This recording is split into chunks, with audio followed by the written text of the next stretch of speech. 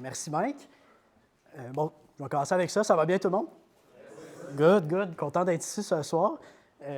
Donc, je suis ici pour vous parler exactement comme Mike a introduit, comment j'ai fait pour reverse engineer le protocole de communication infrarouge de mon air climatisé. Ça, c'était mon problème. Donc, je pense qu'on a tous déjà vu une télécommande qui ressemble un peu à ça, assez classique pour un air clim. L'écran qui est là va afficher tous les paramètres, on pèse sur les boutons, ça change les paramètres, ça envoie ça à l'air climatisé, comme assez simple. Le problème, c'est que ma télécommande était vraiment vieille et fonctionnait vraiment mal. Donc, je me suis dit, pourquoi pas prendre cette occasion-là pour faire un projet, puis faire le reverse engineering du protocole, puis reprogrammer ma propre télécommande avec un microcontrôleur puis une ampoule infrarouge.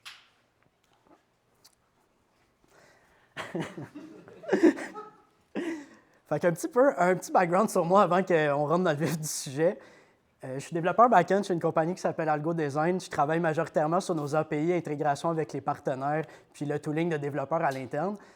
Donc, vous n'allez pas remarquer que ça inclut absolument aucunement l'utilisation de microcontrollers, de embedded ou de reverse engineer de quelconque façon. Donc, définitivement, pas dans ma zone de confort du tout. Je vous présente ça ici, pas parce que je suis un expert, mais je veux vous emmener avec moi puis repasser au travers des étapes que ça m'a pris pour passer de « je comprends rien de ce qui se passe » à « OK, j'ai réussi à reverse engineer et à réimplémenter le protocole moi-même ». Je pense que c'est une démarche qui est quand même intéressante, puis j'aimais le point de vue du fait que j'avais aucune idée de ce que je faisais quand j'ai commencé. En levant la main, y en a-tu ici qui sont développeurs d'embedded ou IoT? Oui. OK. Est-ce qu'à main levée, développeur Rust dans la salle? Bon, parfait. S'il y en a qui ont levé la main 2 fois, vous allez être spécifiquement fâchés de voir tout ce que j'ai fait. On va commencer là-dessus. Bon, bien, initialement, mon plan, je me suis dit, bon, ma télécommande fonctionne à moitié, mais je vais essayer de au moins capturer les signaux qui sont envoyés. Puis, je vais enregistrer les signaux de chacun des boutons, faire une petite interface web vraiment simple qui va littéralement juste recréer les boutons qui étaient déjà sur la manette, puis associer les enregistrements des signaux que j'avais faits, les renvoyer. Je me suis dit, pas besoin de comprendre, ça va prendre 30 minutes, l'affaire est dans le sac. Ça n'a pas vraiment fonctionné comme ça, mais après avoir fait un peu de recherche, je me suis rendu compte que j'étais vraiment encore plus hors de ma zone de confort que je pensais. Quand j'ai vu des affaires comme ça, j'ai lu sur Internet qu'un oscilloscope, c'est ce que j'aurais besoin pour faciliter ma vie, mais vous pouvez voir que c'est pas nécessairement cheap. Puis, ma blonde n'a pas aimé ça. Elle a dit non. Ça passe pas au budget. Donc, ce que j'ai fait, j'ai acheté des récepteurs infrarouges. Là, petite parenthèse sur l'oscilloscope. La raison pourquoi ça aurait été préférable de ma compréhension, puis là, les développeurs embedded pourront me corriger furieusement tantôt, mais c'est que ça m'aurait permis de lire le signal directement en même la télécommande sans avoir à passer par justement ce qui est sorti de l'ampoule, surtout sachant que la télécommande était comme à moitié en train de mourir déjà. Donc, la qualité de l'information qui était envoyée était comme déjà un peu douteuse. Fait que ça aurait été probablement plus facile si j'avais commencé par ça. Mais avec un récepteur, on est quand même capable de capter les données comme si on était l'appareil puis de s'en sortir pour lire l'information. Donc, avec ma première idée en tête, je me suis dit, OK, je vais commencer avec quelques boutons. Donc, le power, la température, la fan, je vais commencer avec ça. Je me suis dit, assez simple. Je vais les enregistrer, regarder les données qui ont été envoyées, puis comparer. Ça ressemblait à ça. Ça, c'est les données que j'ai capturées qui sont affichées sous format hexadécimal. Puis, ce n'était pas exactement ce à quoi je m'attendais, parce que on aurait pu s'attendre que, surtout pour le power, qui est littéralement juste on ou off, que ça aurait pris probablement pas mal moins de données que ça pour représenter juste on ou off. Puis non seulement ça, on remarque qu'il y a beaucoup de données qui semblent se répéter au travers des 3 signaux. Donc, de toute évidence, mon hypothèse initiale, où chacun des boutons avait juste une commande, puis je pouvais juste rejouer la même commande pour le même bouton, bien, ça n'allait clairement pas fonctionner. Juste en regardant ça déjà là, c'est évident que toute cette partie-là est déjà fixe. Puis le 39 qui se répète ici, le 39 qui se répète là, le 9 qui se répète là, qui est là aux 3 endroits. Donc, clairement, ce que j'avais pensé au départ ne fonctionnait pas. Puis là, il a fallu que je fasse un peu plus de recherche. Donc, la première étape, j'ai cherché à comprendre, parce que la majorité des télécommandes simples, soit pour si vous avez acheté des strips de LED cheap sur Amazon ou peu importe, C'est assez simple. Là. Mettons, tu as comme 10 boutons de couleurs différentes, puis chaque fois que tu pèses sur un bouton pour changer la couleur, bien, ça envoie le signal qui dit juste la couleur que tu as besoin, puis c'est assez simple. Dans ce cas-là, ça aurait probablement pu fonctionner. Bon, ben les joies de Arch Linux puis Hyperland, I guess.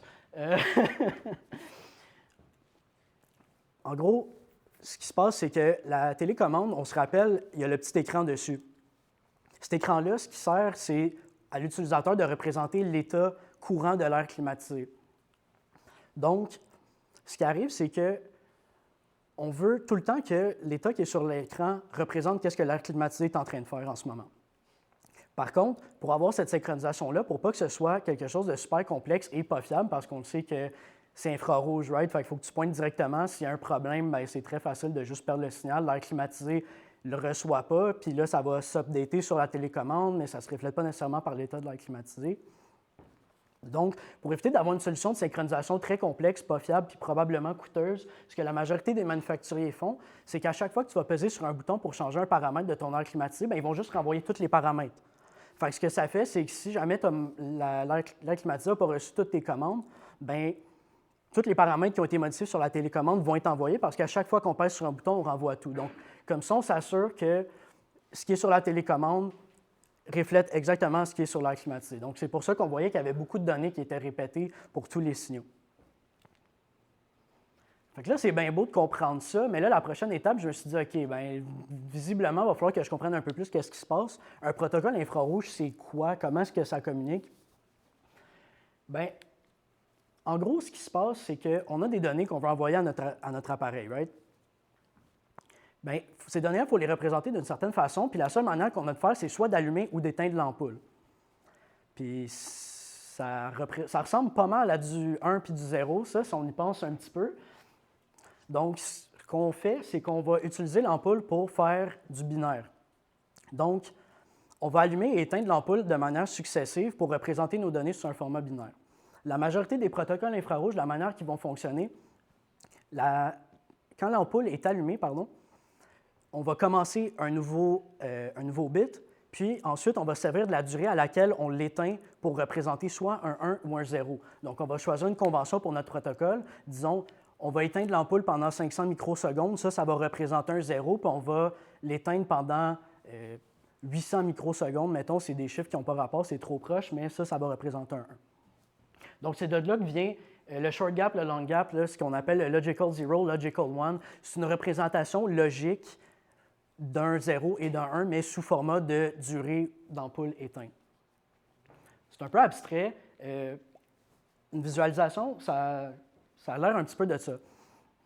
Ce qu'on voit ici, c'est le protocole NEC. Pour ceux qui connaissent les protocoles infrarouges, c'est un des protocoles infrarouges les plus connus, NEC, NEC, là, de la compagnie qui font des projecteurs et un paquet d'autres trucs. Donc, on voit ici qu'il y a une zone en bleu, ensuite une zone avec rien, puis une autre zone en bleu. Donc, les zones en bleu, ça représente la période à laquelle l'ampoule est allumée. Donc, on voit ici qu'à chaque fois que l'ampoule est allumée, c'est la même durée. Donc, c'est 562 microsecondes. Ça, c'est ce qu'on va appeler notre bit marker. On peut penser à ça un peu comme un CSV, right? Donc, des données CSV, ça va être séparé avec une virgule. Bien là, dans le cas de notre protocole infrarouge, notre virgule, c'est quand l'ampoule est allumée. Donc, on va envoyer l'ampoule allumée pendant 562 microsecondes pour dire, OK, on commence notre prochain bit. Ensuite, dans le cas du protocole NEC, on va éteindre l'ampoule pendant 562 microsecondes pour dire, c'est un 0. On a terminé. On la rallume pendant un autre 562 microsecondes pour dire, OK, on passe au suivant. Puis là, on va l'éteindre cette fois-ci pendant 1,675 millisecondes pour représenter notre 1.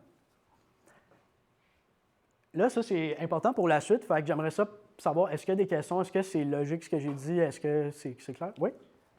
Disons, comme tu termines avec un 1 ou un 0, est-ce que d'habitude, ça termine avec un signal lumière pour comme dire, OK, ça c'est une fin? Tu voles un petit peu un punch de la présentation. J'aurais vraiment aimé avoir cette pensée-là quand j'ai commencé, mais effectivement, on va en reparler tantôt. Oui. Y avait-il d'autres questions par rapport à ça? C'est bon? All right. Donc, mon nouveau plan qui va définitivement fonctionner cette fois-ci sans aucun problème, je me suis dit, OK, là, je vais capturer littéralement tous les boutons, enregistrer toutes les données, mettre ça dans un fichier puis commencer à les analyser.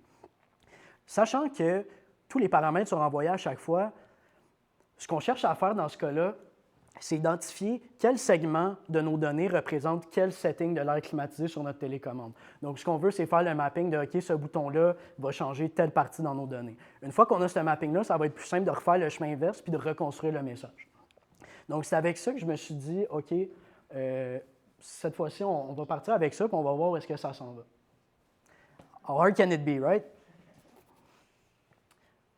Encore une fois, les joies de Arch Linux. Donc, pour capturer les signaux, j'ai fait référence plutôt dans ma présentation au récepteur infrarouge que j'ai acheté. C'est assez simple, tu as 3 fils, tu as ton ground positif, ton data, tu plugues ça dans ton microcontrôleur. J'ai utilisé une librairie open source qui s'appelle IR Remote.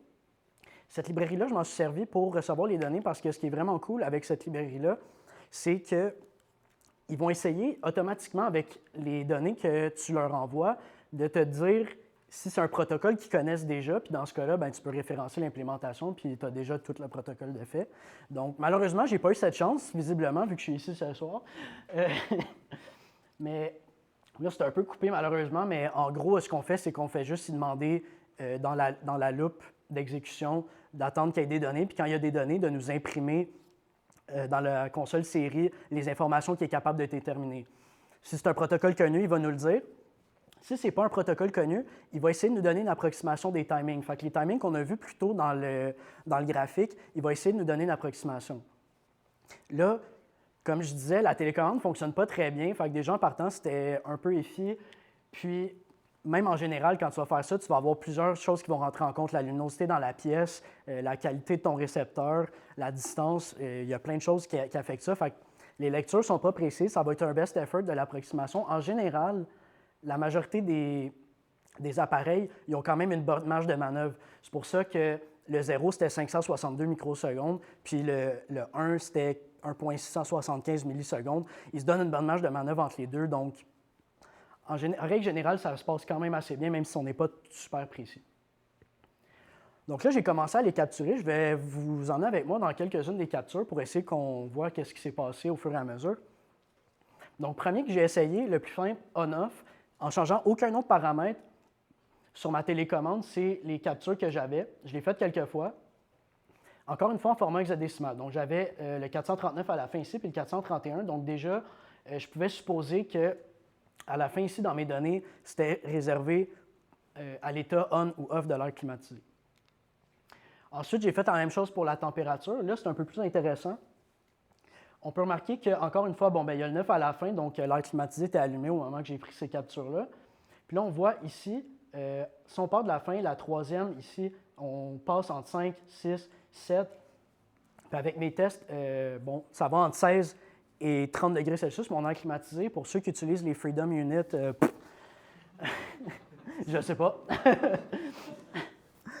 Ensuite, j'ai passé au setting de la fan. Donc, celle-là avait un peu plus d'options. Puis là, on voit que le 3 qu'on avait tantôt, qu'on a vu dans toutes les autres captures, c'est parce que la fan était au maximum, était à high. Donc, le 3 ici. Donc, on parle entre 0, 1, 2 et 3 pour off, low, medium et high. Donc, déjà, avec juste ces quelques captures-là, c'est pas beaucoup, mais on remarque, on est capable déjà d'en reconstruire une bonne partie. Là. Donc, on sait que le power se retrouve ici, on sait que le setting de la fan se retrouve là, puis là, il y a une section indéterminée ici qui va servir à la température et autres settings suivants. Oui?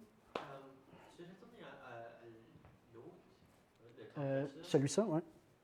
C'est pas le même signal pour 22 Celsius que c'est pour high? Comme... Ouais. 25 40 639, puis là, le prochain slide. Oups, excuse. C'est la même chose que le high. Oui, c'est ça. Donc, le 3 ici, c'est le high qu'on voit ici. Donc, ce 3-là qui était là au 3, c'est parce que ma fan était à high au moment de ces captures-là. Okay. Fait que quand j'ai continué ici, puis là, j'ai commencé à bouger avec la fan, là, je suis parti de 3 à 0, 1, 2, puis ça revient comme ça. OK. Ouais. Ça va jusque-là? Oui. Ouais, good. Oh, c'est tout cassé, merveilleux. Donc, on se rappelle, j'avais dit qu'on représentait du binaire, right? Donc là, j'ai fait l'analyse sous format hexadécimal.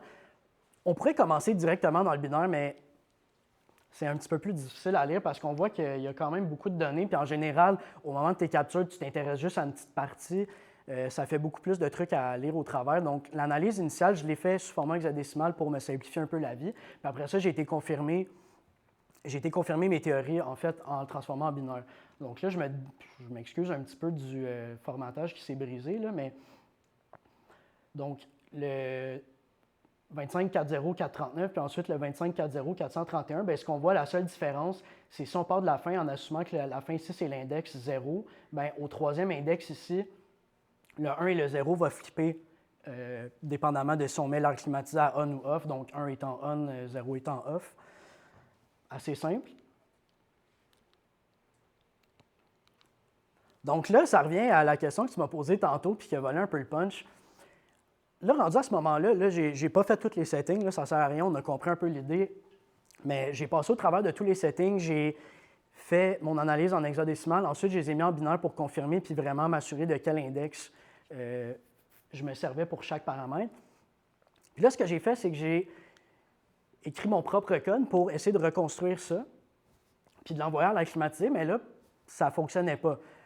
Fait que j'ai repris ma télécommande, puis là, j'ai comparé encore avec IR Remote, avec mon récepteur. Ma télécommande que j'avais programmée envoyait exactement les mêmes données que ma télécommande d'origine. Je ne comprenais pas. Puis exactement comme tu as dit tantôt, bien, c'est bien beau d'envoyer le message, mais il faut lui dire quand c'est terminé, parce que sinon, l'appareil va juste assumer que ton message n'est pas terminé, puis il ne va rien faire. Donc, en allant lire dans la librairie d'IR Remote, c'est là que j'ai découvert ce qu'on appelle un stop bit. Donc, on voit ici le commentaire qui était dans la librairie open source, que le stop bit il est envoyé pour tous les protocoles qui utilisent des pulse distance, donc nos protocoles infrarouges. C'est pour ça que si je l'envoyais avec IR Remote, ça fonctionnait, la télécommande d'origine fonctionnait, mais quand je l'envoyais avec mon propre code, ça ne fonctionnait pas parce qu'IR Remote, par défaut, va ajouter le stop bit pour toi. Tu n'as pas besoin de le faire, c'est comme caché. Mais si tu ne le sais pas, comme moi qui n'avais aucune idée de ce qui se passait, bien, tu es comme OK, j'ai recréé les mêmes données, ça a arrêté de fonctionner, je ne comprends pas ce qui se passe. Donc, effectivement, il faut signaler à la toute fin qu'on a terminé d'envoyer notre message. Tout cassé. Avec ça en main, j'ai pu, bien là, j'aurais aimé ça, que ce soit plus beau, mais on va voir un petit recap tantôt. J'avais listé les index, mais hey, c'est vraiment cassé, c'est merveilleux. Mais bon. Donc, notre frame, qu'est-ce que ça a l'air finalement au final, si on fait un résumé? On va avoir ce qui s'appelle un header, donc c'est ce qui va déterminer qu'on commence notre message. Ensuite, on va avoir notre payload. Ça, c'est ce qu'on a analysé ensemble. Donc, chacun des 5 settings a un certain nombre d'index qui est utilisé. Puis à la toute fin, on rajoute le stop bit qui dit qu'on a terminé. Donc, en gros, c'est vraiment ça ce qui se passe. Là, malheureusement, les index sont coupés en bas de l'écran. Mais on va continuer, on va les voir un peu plus tard. Donc, si je ne vous ai pas déjà frustré avec mes compréhensions d'embedded vraiment rough, là, je vais définitivement frustrer les développeurs Rust. Donc, si vous ne me voyez pas au prochain code à Québec, c'est probablement parce qu'ils m'ont entendu dans le parking tantôt. Donc, avec aucune idée de ce que je faisais en Rust, je me suis dit que c'était une bonne idée de commencer à apprendre ce langage-là sur une plateforme non standard avec une documentation pratiquement inexistante. Donc, hein? OK. Donc, on définit une structure, en fait, une structure qui va représenter chacun des settings. Donc, le mode de l'air climatisé on-off, le mode de la fan, la température qui est coupée dans l'écran. Puis, on va avoir nos constantes qui ont été mesurées par IR Remote. Donc, ça, c'est les timings qu'on a vus dans le graphique au départ. Là, dans notre cas, les valeurs sont différentes parce que c'est un protocole différent. Mais ça, c'est comme je disais, c'est les approximations d'IR Remote. Puis ces approximations-là, dans mon cas, j'ai été chanceux. Du premier coup, les approximations étaient assez proches que ça allait fonctionner. Donc, j'ai aucune manière vraiment de vérifier c'est quoi le chiffre exact que les ingénieurs qui ont créé le protocole ont utilisé. Mais on peut assumer que ces mesures-là sont assez proches. Donc, pour le header, c'était 9000 microsecondes pour le mark, puis 4450 pour le space. Le reste est coupé, mais bon. Ouais, c'est un peu poche parce que là, le code est... Ouais, je vais faire ça. Ah, voilà, OK. Bon, OK. Fait qu'on va voir les index qui ont été coupés tout le long tantôt. Donc, j'ai oublié de mentionner, j'ai oublié de mentionner tantôt, IR Remote nous a mentionné que c'est un protocole qui est LSB, donc ça veut dire Least Significant Bit First, donc on commence par la toute fin, donc l'index 0 est à droite complètement. Donc, on voit notre constante qui était là toujours, puis là, je vais le packer en commençant avec le AC Mode qui est le premier. Ensuite, je vais shifter de 3 pour le On-Off, je vais refaire un autre shift de 4 pour le Fan Mode, un shift de 7 pour le swing, puis finalement 8 pour la température, puis j'ai fini le payload. Vous pardonnerez mon rust qui est probablement médiocre. Oui? Ouais, j'ai une question par rapport à la slide précédente avec les timings. Tu as dit que tu as estimé les timings initialement, mais est-ce que tu aurais été capable avec Air Remote de juste le mettre en mode timing comme tu disais, puis savoir exactement la télécommande d'emploi quoi? Ben, c'est ça que j'ai essayé de faire en fait. Excuse, mon explication n'était pas très bonne, mais ce que IR Remote fait, c'est que quand tu as un IR receiver de connecté puis que tu flashes avec ta télécommande, lui, il va essayer de faire le calcul. Sauf que le problème avec ça, c'est que c'est jamais vraiment exact. Tu n'as pas le signal digital, dans le fond, c'est juste qu'est-ce que tu reçois. Puis le récepteur, on s'entend à une pièce, c'était probablement pas comme super précis. C'est pas moi qui ai fait le calcul manuellement. T'sais, idéalement, surtout un protocole qui est plus complexe, parce qu'on s'entend que c'est quand même un protocole qui est relativement simple, il n'y a pas beaucoup de settings, pas beaucoup de données. Dans quelque chose de plus compliqué, le CSCOM serait définitivement l'outil de choix pour avoir le signal digital puis faire vraiment ta lecture précise des timings. Dans ce cas-là, c'est un petit peu moins important, surtout qu'il y a beaucoup de marge de manœuvre. Oui? Est-ce que tu sais, genre, tu sais à quel point les appareils, ils veulent un signal qui est fixe? Tu sais, c'est-tu le long gap, c'est-tu, tant que c'est 2 fois plus long que le short, ils vont l'accepter? De ma compréhension de la recherche que j'ai faite, ça dépend vraiment beaucoup de l'appareil et de l'implémentation qui a été décidée, mais règle générale, c'est assez lenient sur les durées. Tu as quand même une bonne marge de manœuvre. C'est pour ça, en général, qu'il y a quand même une grosse différence entre ton 0 et ton 1, justement, pour avoir un petit peu je me répète, là, mais d'avoir un peu de marge si jamais il y a des erreurs dans la transmission, whatever. Tu vas avoir une bonne différence. Je ne sais pas c'est quoi le error correction qu'ils font sur le côté de la réception. Ça, je ne pourrais pas te dire, mais définitivement, oui. Est-ce que c'était plus des ranges entre le long gap et le short gap ou bien c'était des ratios? Ça veut dire que tant que lui est un ratio tel à short gap, on s'en fout un peu c'est quoi le chiffre? Ou bien il y a des ranges, il faut qu'il soit entre ces deux, genre le ceiling, le floor et le ceiling? J'imagine que tu pourrais l'implémenter des deux manières. Dans le cas ici, je ne sais pas c'est quoi l'implémentation qu'ils ont fait de leur côté, mais j'ose imaginer que les deux manières de faire seraient aussi valides l'une que l'autre. S'il y en a des gens qui ont plus d'expérience que ça, peut-être qu'ils auront plus une opinion précise là-dessus, mais... Ouais.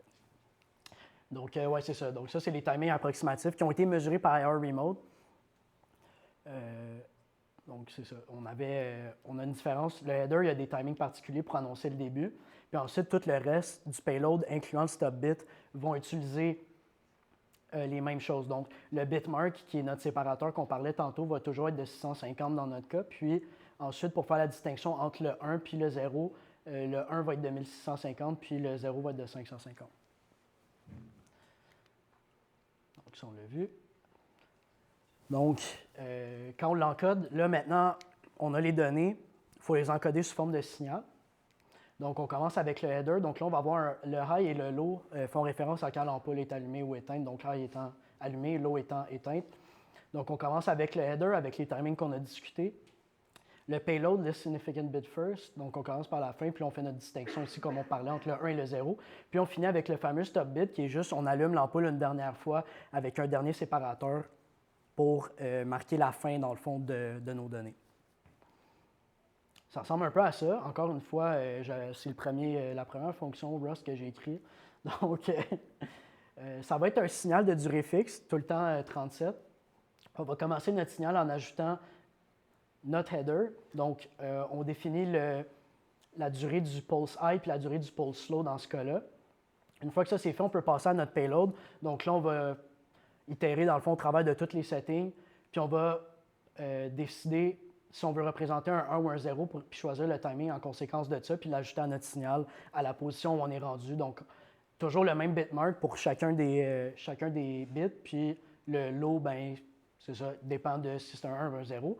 Puis à la toute fin, on rajoute notre stop bit pour dire qu'on a terminé, puis avec ça, on a notre signal. Puis là, tout ce qui reste à faire, c'est d'envoyer le signal. Assez simple. J'ai utilisé, je ne sais pas si je l'ai mentionné, j'ai utilisé un SP32. Dans le kit de SP32, on a le TX driver qui est pour notre transmitter device. Donc, dans ce cas-là, tout ce qu'on fait, c'est qu'on lui donne le payload. J'utilise la fonction d'encodage qu'on a regardée ensemble. Puis ensuite, je dis de démarrer le périphérique de transmission avec le signal qu'on a créé. Puis l'ampoule va jouer le signal qu'on lui a demandé, puis terminer. Donc, c'est ça pour le code. Bon, avant de passer aux questions, c'est à peu près ça le feeling que j'avais en donnant la présentation. Mais la raison pourquoi je voulais en parler ce soir, c'est que je pense qu'il y a probablement beaucoup de développeurs dans la salle qui vont être capables de relate à ça. Des fois, ça devient assez répétitif ce qu'on fait au travail dans la vie de tous les jours, malheureusement, dépendamment des projets sur lesquels on travaille. Puis, ce genre de projet-là, même si des fois ça semble inatteignable puis vraiment hors de notre zone de confort, personnellement, je trouve que c'est le genre de projet, des fois, qui peut nous aider à se rappeler pourquoi est-ce qu'on aimait la programmation puis pourquoi est-ce qu'on a décidé de se lancer dans ce métier-là. Puis je pense que si je suis capable d'inspirer quelques gens que peut-être leurs flammes ont diminué un petit peu pour la profession, de se lancer puis d'essayer une fin de semaine de faire un projet qui a l'air complètement fou, je pense que moi en tout cas, ça l'a vraiment aidé. Puis ça a été quelque chose qui m'a vraiment ravivé ma flamme pour la programmation. Puis ça a été une super belle expérience.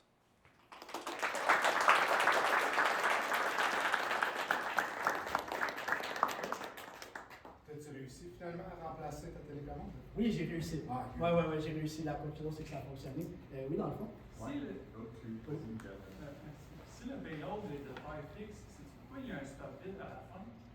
C'est une excellente question. J'ai pas vraiment été voir en détail, mais j'imagine que la raison pourquoi on veut un stop bit, c'est que si tu envoies un signal qui est incomplet, mettons qu'il y a de quoi qui vient se mettre entre les deux, tu ne voudrais pas avoir des données partielles qui sont traitées. Tu ne voudrais pas avoir des données complètes de traiter dans le fond parce que tu ne sais pas l'état que ça va donner à la fin sur ton appareil. Oui? Je suis curieux, tu dis dans le fond, tu as acheté un petit microcontrôleur, tu as appelé SP32. Oui. Puis lui, dans le fond, il venait avec un transmetteur infrarouge. Il y avait un petit périphérique sur ton contrôleur. Non, j'ai acheté séparément.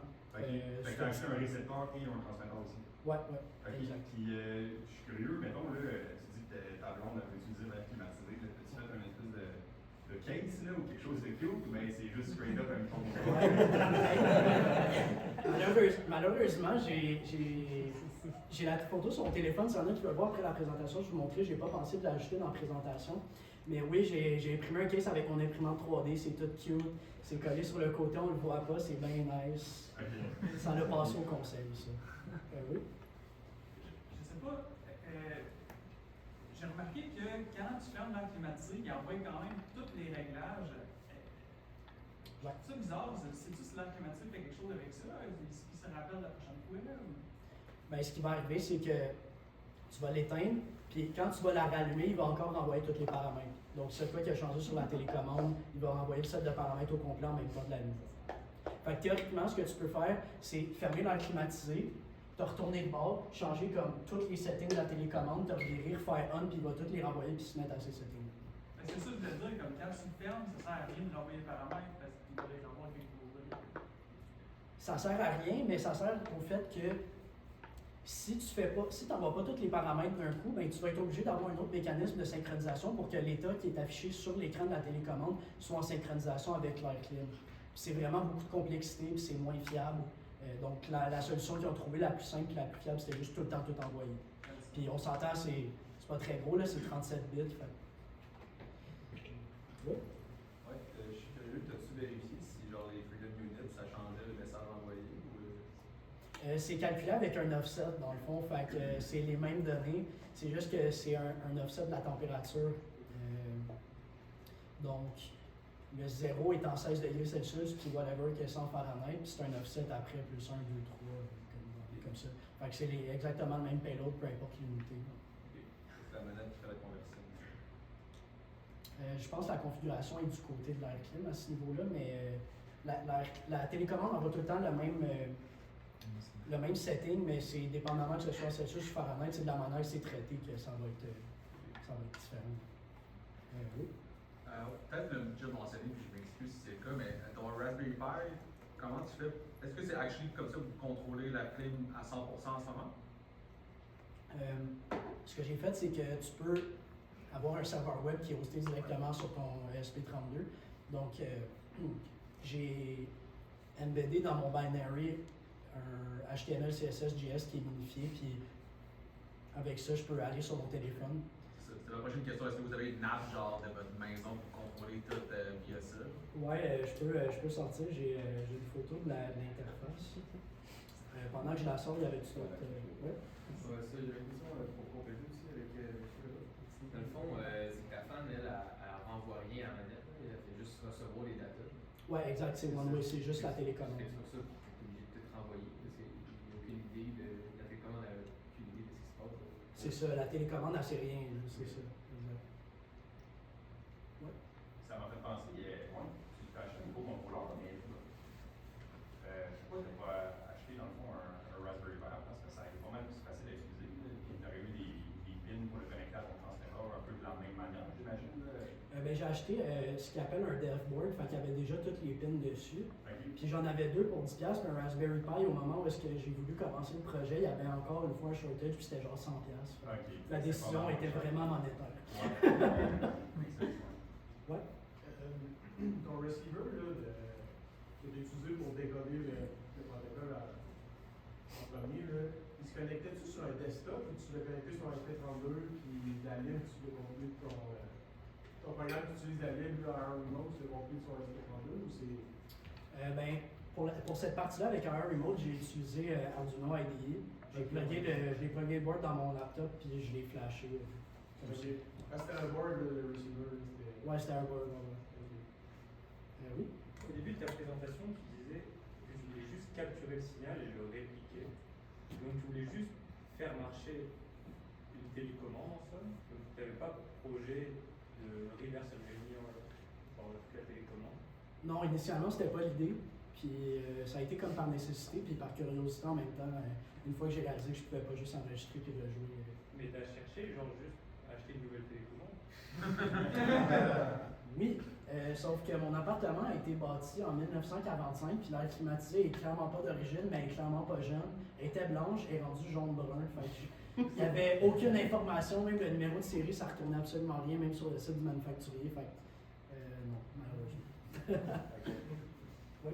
Sachant ce que tu sais maintenant, mettons que tu n'as pas de télécommande, tu sens-tu d'attaque à contrôler un air climatisé sans avoir comme un des deux morceaux?